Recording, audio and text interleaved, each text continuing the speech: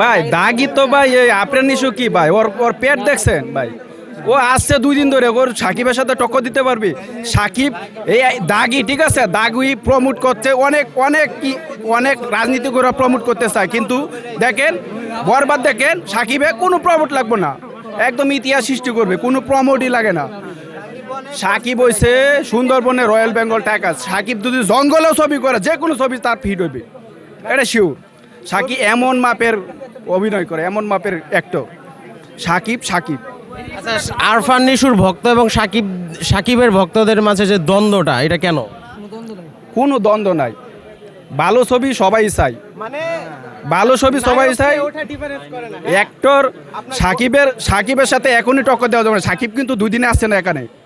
সাকিব কিন্তু 2 দিনে এখানে আসছে না 24 বছর 26 বছর ধরে সে কষ্ট করে এই জায়গায় আসছে সে আপনার নিশুকে আমি বলবো না সে খারাপ আসুক এই জায়গায়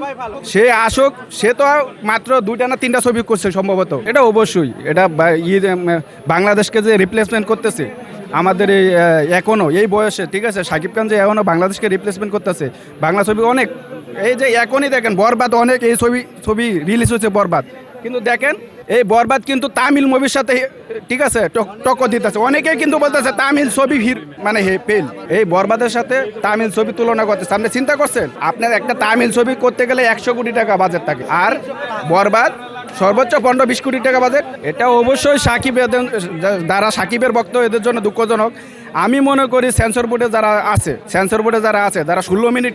কাটতে চাইছিল এটা আসলে দুঃখজনক তারপরে মানে শুধু বাংলা সিনেমাকে নষ্ট করার জন্য তারা এদের একটা ষড়যন্ত্র ঠিক আছে, আমি মনে করি যে এই বাংলা সিনেমা এইভাবে সাকিবের বিপক্ষে না দাঁড়িয়ে সাকিবের পক্ষে দাঁড়ানো খুব উচিত সেন্সর বোর্ডে এগুলা না দর্শক ঠিক আছে ভক্তরা ডিসাইড করবে কোনটা এটা ভালো কি ভালো না